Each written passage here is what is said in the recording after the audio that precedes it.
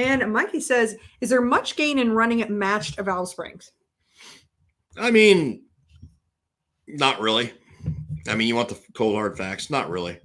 The reason that I have her selling matched valve spring is people buy them. Well, it's not just that though. And then the bigger reason, I've always built Crate Insider in the fact that we don't do like fairy dust and voodoo magic. No. And and people are asking over and over and over for matched valve springs. So when I first did the experiment, I think I bought 6 boxes of springs. Mm-hmm.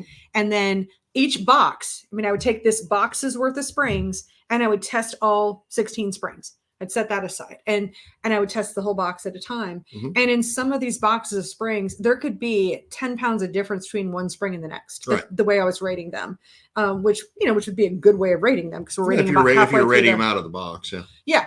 Yeah. So there could be quite a difference, from spring to spring in that case. So that showed me that, yeah, okay. If they were all within 2 pounds of each other, of course we would just tell people that.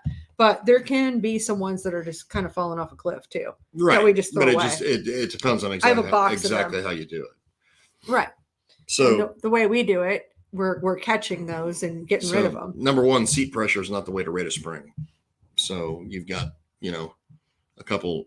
Well, what do we need to talk? I know exactly where you're going with that. We don't even talk about that. I don't talk about them just because they're not worth the time of day. But you got people out there selling 84 pound and 83 pound and 82 pound freaking 602 springs and charging some exorbitant amount of money for them.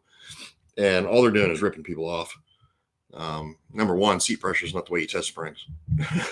Sorry to say. What? So, you actually test midway through the travel is the way we do it. And not saying that my way is the best way of doing it by any means, but every time the valve opens and closes, it sees mid lift twice and open and close once. So, yeah. And with so that, it's about control of the spring. When if you have too much or too little pressure on one of the valve springs compared to all of the rest, you certainly could. Right. But for the most part, what I'm going to say is like on 602s, I do see a little bit of a benefit. It's not going to be a performance benefit. In other words, you're not going to see horsepower gain. Right. By having let's say a spring that tests at 130 at a certain lift versus one that tests at 135 at a certain lift. You're not going to see a performance gain horsepower wise within a range. By any means, but will it be more consistent? Yeah. Is it going to be better? Ultimately, yeah, because you can't say it's not going to be. But the whole match spring thing to me, especially like on a 525 or a 604, you're wasting your fucking money, wasting your time. But yeah, but if I don't offer them, then I get 4 calls a week. Correct.